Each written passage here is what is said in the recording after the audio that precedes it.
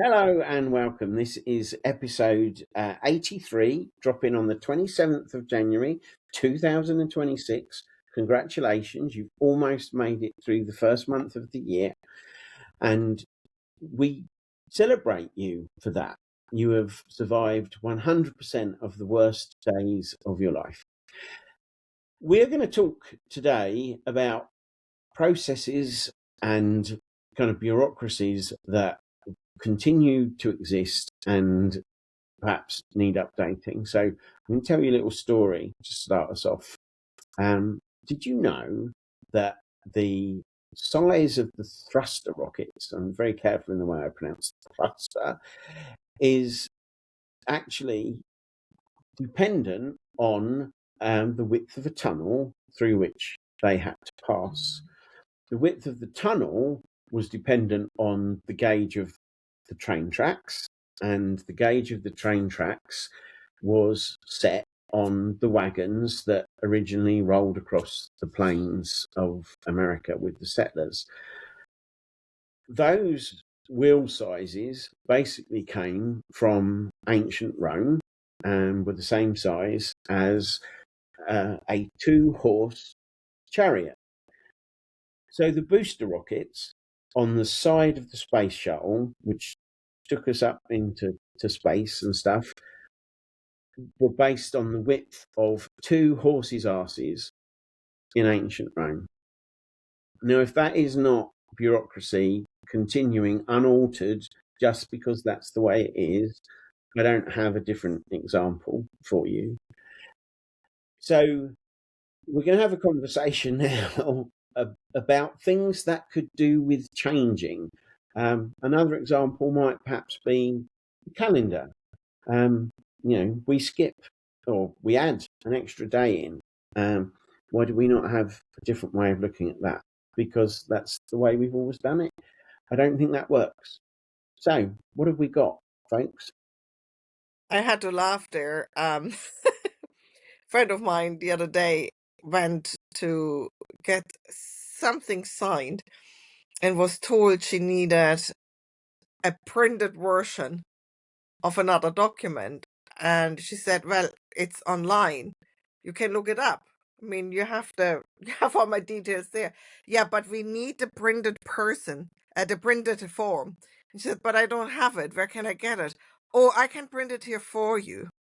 So she went into the records, which are online, printed the paper out, handed it to my friend. My friend handed it back so the person could put it into a folder. Because some said from the old days, before computers, you had a printed version. Yeah. I mean, the conveyancing system of selling houses in the UK is a prime example.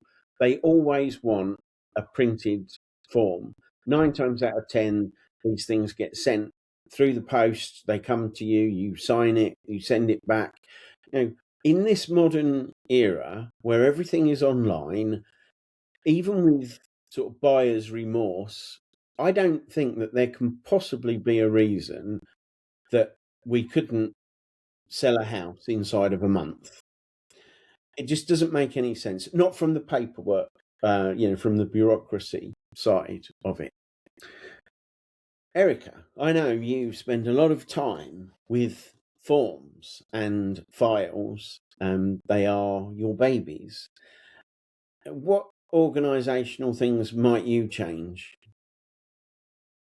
The first thing that's coming to me is in a bigger sense, like, why do I have to go to work 5 days? Understand this concept more. I don't mean like, why do I have to work 5 days? Fine, if we can't catch up to a 4 or 3 day work week, okay, but why does every single one of those days have to be in the office when I can actually do my job from home? I know that this doesn't apply to everyone, but for those of us who can, why? Like, why? I could do the same amount, if not more, from my house because I'm logging on earlier, I'm more productive, I'm not being interrupted. It just is less overhead at the office. I just don't understand why we're insisting. And what more than that, why do my hours have to be 8 to 4 or 8:30 to 4:30 or 9 to 5? What if I'm an early riser and I do better work from 6 to 2? Why can't I have 6 to 2? Why can't I have, 12 to 6 or 12 to 8 or whatever it is? How come we can't work in a way that fits with us naturally, right? And this brings me back to, this is really funny that this just dawned on me, but when Jared was younger, Jared has never been known to be an early riser, right? My son, it was like fucking pulling teeth to get that kid to get out of bed in the morning to catch the bus to get to school, where he actually wrote a persuasive paper when he was in school about how the times of school need to change to fit accordingly to the grade that you're in, because elementary school, the younger kids, start later in the day. And he's like, but teenagers are the ones that need their sleep. So we should be starting later in the day. And the little kids who are up at the crack ass of dawn should go to school when they're up. I don't want to get fucking up. And as a teenager, I should be able to sleep. So why can't I start later? This makes no sense. And I sit there with no answer to his pointing out how backwards the system is and how it's not set up to get people to operate at their most ideal, optimal selves, right? So you got some people that are more functioning in the morning. Why can't I go to work at 6 a.m.? I'm up. Why can't I go? I'm more focused in the morning. Why can't my hours be done? And then I have the rest of my day to do what I need to. Like that system, it's a fear that keeps people like, nope, this is the only way I can control it. And like I have control over my employees or the students or whatever. Again, let's go back. If we were more personally responsible and accountable, this would possibly not be a problem, right? If people could trust that the shit's getting done the way it needs to get done, we would be able to make our schedules the way that works for us as individuals. Yeah, I absolutely agree. We know, from the lockdown that those people that worked at home, they tended to be more productive. We know that, like you're an early riser. I'm not. I would much rather do a 12-hour day from 12 till midnight than have to be in an office at 7 a.m. You will not. I just won't be properly functioning until 10:30. So you've actually lost productivity from me. People go to 24-hour gyms and are trusted to have a code and go in and do their thing and leave. For you in an office, and there's biometrics and stuff, so they could know that you've been in, that you've done the appropriate amount of time. Clearly, I guess there could be some legal emergency that you've got to do something, but I'm sure there would be somebody else in the building at that time who could do it. And we know from the Nordic countries where they've introduced 3 and 4 day working weeks, morale is better, work gets done, and I don't think it should be necessarily about the hours that you work so much as what you have to achieve. So if Brett knows that he needs to lay so many meters of conduit, sorry Brett, I don't know much more about your job than that, he knows how much he's got to do and he'll just crack on and do it. Gabby will knock out however many workshops because she knows that is what she needs to do. Nobody actually knows what I do, so I will just continue to loiter in front of my computer. But we do it best at our own times. And I don't understand the reluctance other than it's always been done this way. And, if Jared, and I can imagine him, quite passionately putting that argument forward, that makes perfect sense. Imagine how many, I get muddled up with your grades and stuff, but senior school teachers, from my perspective, how many of them would say, God, yeah, I'd love to start at 10 a.m. Instead of whatever. So where does this leave us in terms of, are there changes that could be made? There's loads of changes we could make, but humans hate change. So personally, we hate change. We don't like uncertainty. We, sometimes we are not really adventurous or courageous to try something out. And when it comes to organizations, I think they're just in the same boat. Mhm. In other words, they don't want to rock the boat in case it doesn't work out. Or they're afraid of losing control, or they're afraid of something. I think it's fear-based. Mhm. Sometimes it's maybe just not being aware of it. Like this, we always did it this way, so let's do it this way. But I think very often it's fear-based, and it's usually, I think, the fear of losing control. As you said, the Scandinavian countries, some of the companies have started 4-day weeks, and discover that the staff is really happy because they have more time with their family. They're really good morale, and the same amount work is done because we get all tired. I mean, some companies stop working at 4 because they know from 4 to 6 nothing happens. People are tired after getting up in the morning, and people just spend not having chats around the water cooler from 4 to 6. They go home and have fun with the family, and they're happier because they have time picking up the kids from school. So it's a win-win for both. But I think it's just fear of losing control, fear of losing out, which holds it back. And I mean, the whole system, school system, work system, is still based on when we had industrialization, where you had to be physically in a factory to put screws into something because that was the only way we were able to work. We had to be physically there. But times have changed. How many people still have an industrial job where you actually need to be there in person? Right. And, I think for whatever our thoughts, and we're not going to go there in this conversation, COVID created an atmosphere of change. Necessity is the mother of invention, or something like that. The technology was there; it had been there for decades, probably. And look at us all now with our familiarity with Zoom. I think the phrase "you're on mute" is one of the most widely spoken in the world.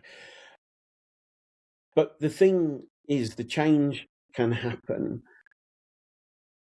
COVID was gone. My job, and these are the hours. If you can't do that, find another job. Right? That's the reality. And if you want that change, you can have the change, but you have to find the person that is willing to give it a shot. And some bosses are there, right? But you have, as an owner or running a business, you allocate this is the window, right? This is when I'm going to be in. This is when I get to oversee my people. I could support them in this window. I need them to support me in this window. And I need them here, present. Yes, office personnel can do some stuff from home, but here we go, right back round, full circle, accountability. How many people are doing everything other than what they're supposed to be doing at home, then work? You know what I mean? They're doing everything else. Construction field, you got to be in that window because you only have such a window in certain places, hospitals, schools. So you have to work in certain hours. Can some schools and hospitals shift certain things? Yes, but yes and no. It depends. So there's a variation in all of it. Can you shift something and have it with somebody coming in at this time and that time? Yes. But how do you limit it to certain people? Because I need X amount of people at these hours, and I need X amount of people at those hours, right? If I want to be fair and I want to allow it, well, how many people are going to want to take advantage of it? Everybody. Yeah. It's Throw that out. Yeah, it's a but matter of sorry. no, go ahead. Yeah, it's a matter of just changing the system. I mean, I came out of nursing back in the 80s, And the hours were ridiculous. And we were told at the time, no, that's the way it is. Guess now, they had to change when people didn't go into nursing professions anymore because they were sick of working 12 days, 2 days off, 12 days, 2 days off. People, exhausted, always understaffed, 10, 12-hour shifts, 12 days in a row, 2 days off. It has changed. It had to change because they couldn't find staff. And that was the necessity Alec talked about. Suddenly the system could change. Of course, you still go to work and you have to do your hours, but it's a different system now. Hospitals I are feel one of those things that can shift that way, right? If you have the staff and the people, you can shift that way. But like, I know what Erica does, and I know she has X amount of people, and she's that one person for them. And when they need something done, they're going to want it right then and there. And if Erica's working at 6 a.m. till 2 p.m, but meanwhile this is something at 3 o'clock and I need done, well, now it's going to get done by somebody else that really doesn't do Erica's job. And then Erica's not going to be happy because they're not going to do it to her level, right? Because the other person ain't going to like it because, look, that's not my person, and I'm just going to get it done. Here you go, right? Then Erica's going to be like, they just got that damn thing done, but they didn't do X, Y, Z. What the hell? Well, because they don't want to do it. That's not their person, right? So it starts opening a window of the hiccups and the up and downs. Hospitals, I mean, you're taking care of people. There's no difference in that. People come and go every single second, every single minute, hour, right? Your hours can be whatever they are, right? That really doesn't shift. But if you are allocated to a specific person and they needed you, then that's where the hard part comes in. I just have to be a little bit of the other side, right? We need even flow here, and just that whole. I don't think there's any problem out there that could exist that cannot be figured out in some way without proper planning, communication around what is expected, what needs to be done. You just hit right? it. But look, when you have I'll say for like something about my job, right? Like my field, there's quite a few people as part of the staff, right? So when you're looking, I don't see why we can't approach all of these things with an eye towards, this is an experiment. Let's see how it goes. Like we can sit here and think we know all the problems that are going to be, but we don't know until we actually do it, right? So let's just try it and see what comes up and how we can manage it. And if it's definitely causing a problem for productivity, then we have to figure out another way. If it's not, then there's no reason why we can't continue to do this, right? So if you have a staff and you know, as the up here management, these are the hours of operation for our firm. We need people to cover all of these hours. Who wants to do what? I know that that's what happened in my firm. They'll say, this is what we need covered. We're going to ask for volunteers first, so you can decide which part you want to cover. And then if not, we're just going to put people in, right? So it gives you, all right, I can do from X to X because this is when I want to be here. Okay. Well, I can do X to X because this is and then it's all covered. It's not a problem. It's not a problem until it becomes a problem. And then when you have a problem, you figure out what needs to be filled in, what needs to happen here. I think that we have to start having an eye towards, wait, there's another way that we can possibly do this that also gets our bottom line covered, but speaks to people as humans so that they can have some sort of balance and feel like they're not giving all of their time and energy to just their job. They have other things that they want to be doing in life. How can we allow this to happen in both ways? I don't think that it has to be one way or the other. It's not black or white. I think there's a huge gray area that we're not willing to see.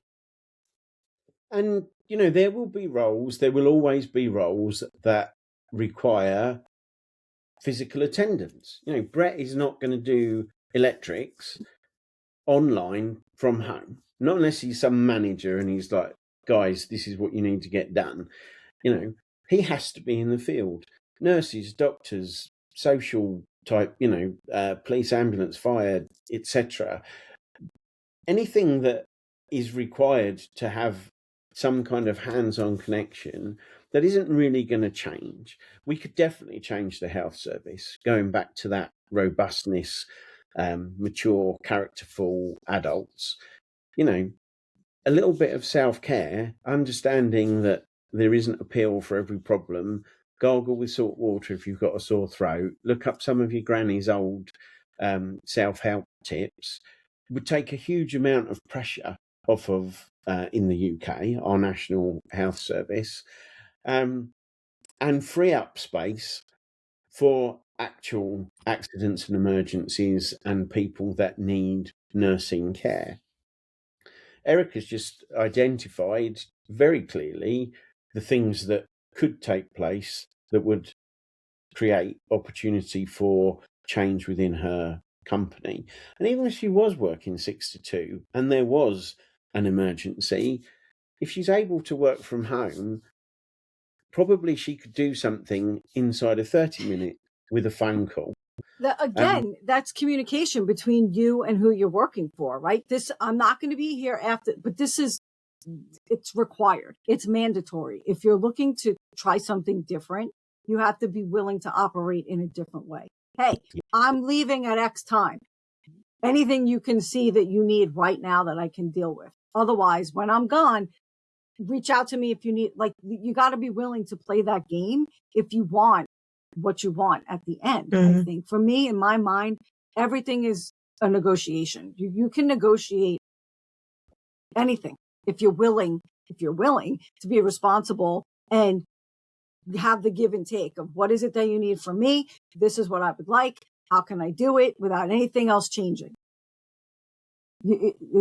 Like Gabby said, you got to management, whoever is being asked of needs to be willing to relinquish some of the control and have some trust in the person that you have hired to do this job as a full functioning, responsible adult. The employee has to be willing to own up and show up when they're supposed to. You have a good point, because if you feel you have to have so much control over your staff, otherwise they don't do work, are you hiring actually the wrong people? Correct. Are you actually hiring the yes people who will not say boo to you because it's easier for you? Because it's usually the people who critical think who also take the responsibility and do what needs to be done. So are you actually hiring the wrong people if you have to have the thumb on it and there is no flexibility? Yeah. And if something sneaks in which is convenient, we take it on really, really quickly. Suddenly change is possible and nobody blits an eyelid. For example, when mobile phones came in and emails, right? Which is not time-based anymore on the office. I mean, most people after COVID, a lot of them had to go back to the office because, the bosses said, oh, we want you back. We want to have, and a lot of the time the reason was we want to keep an eye on them. God knows what I did at home. But if it comes to emails and mobile phone, the bosses have suddenly no problem to ring you at 8 o'clock in the evening on a Sunday. Suddenly the rules don't apply anymore and we can be very flexible. Right? Yes. Suddenly it works if it's convenient, then the flexibility is there. Because I mean, when I started working in the 80s, it was normal that when you worked out at 5 o'clock, that was it. And people were less stressed. They were less overwhelmed. And why? Work was done, and you went home and you could concentrate on the family and on your hobbies, whatever, because the boss could not physically reach you. They couldn't write an email, they couldn't ring a mobile phone. If you weren't at home, you couldn't answer the landline, and it was accepted, it was normal. Everybody was good with it. Now, well, I rang you at 8 o'clock. Why didn't you answer your mobile? Stress, panic. Yeah. So suddenly it's all flexible. Which would be fine. See, this is where the negotiation comes in. It's like, yo, if you want to be able to reach me off hour, I got to be able to come and go as I please, because I can't be tied here 24/7. Like, I have to be able to know I'm leaving when I need to, but you can reach me whenever you need me. kind of thing. It can't be one way and not the other, right? And truth be told, I have been known to pose the question, why are they here? When coming to work, right? When I'm met with no, I don't want them to XYZ to do it, or just do it because I've said, well, what the hell are they doing here if they can't be trusted to do what you expect them to do? Like I don't understand this at all. But that goes back to accountability, and if management is willing to tighten that ship up, it's not my job. I got to worry about what I'm doing. And you have a good point. I mean, out of hiring the right person. If you have a staff member you don't trust to do a work, and you have to ring somebody at 7 in the evening because you know they're doing it, you have a point. What's your hiring process? Are you trained? And often it's not the person's fault. Are you training them properly? Again, comes down to conversation, communication. Do they know what they exactly need to do? Did they get the right training? Were they trained in proper? Do the co-workers even have the time to train them in? Because often it's the co-workers who are supposed to do it. They're stressed out already anyway. They have too many jobs to do. They don't have time to train the new person in. That's where the problem lies. Yeah. There's also an issue there about the right people getting the jobs. Sometimes the people that are interviewing for the job don't quite tick a certain demographic box, and who are we hiring for, and what are we hiring for? I know that there's the necessity to avoid discrimination and all of those things, isms in general, but private companies, I feel, have the right, because they are private companies, to hire the staff that are actually going to do the job. And actually, HR departments are a little bit of a hindrance in some ways. I would say always. I've got a bit of a bugbear about HR. Because I don't like the human resource part of it. But that was a different conversation. Why can't organisations have the people that they want? There are, surely, if you are a private company, one of the benefits of that is you do your thing. That's what your shareholders are going to want. Do the shareholders want staff that have been selected because they tick a box? No, they don't. They want the ones that are going to actually get them the most return. And I'm not promoting that, because the whole equity of resources conversation, but flexibility and some kind of dynamic approach to dealing with change is actually critical in this day and age, because change happens so quickly and there is so many things to be adapted to. So if you can't change something that's decades old, like Monday to Friday 8 to 4, how are you actually going to deal in a resilient fashion with any crisis that hits your business? Yeah. And AI is the perfect example. If you cannot be flexible and you need really quality staff for your company, and AI is coming along, the world is going to change. We really need, personally as well, get out of whatever fixed mindset, rules and regulations I even have to for myself. Because the world is going to change even more rapidly in the next 10 years. Really, really fast. And only the companies who actually can think on their feet will be able to actually survive this. Because AI has a lot of flaws. And one is the personal touch. So we need a human leadership and real human beings in the jobs if you want to compete with AI. You know, this rule books. I mean, one example is, you know, some companies train their staff to say a certain thing when you go there, and how you do day, blah blah blah, and it seems to all go into the same school, and this is not being human. I can hire an AI for that. Why would I have a real person sitting there if they have to say the 7 same sentences to the customers and there's no real connection happening? Because this is what's wanted, and that's the rule book. They have to change if they want to compete against AI. They just have to change. Yeah. Because No, then I agree. can talk on the phone to a robot. I don't need a human being sitting there. Mhm. But then people don't. The companies who with the human touch, where people will ring in and they will feel they talk to a real human being who have a heart, they will survive. It's interesting, and I'm conscious of the time, so maybe this is another conversation. But you know, in much the same way as we said, Brett is never going to be able to do his job online. Neither is an AI going to be. I guess there's robotics, and we've seen that with like car plants and things. But no AI is going to go in and wire up a fuse panel and do all those bits and pieces, because you need to physically do it. It might understand all of the safety regulations and stuff, and it can probably give you a great plan. And we need to be able to use AI as a tool, but in its correct place.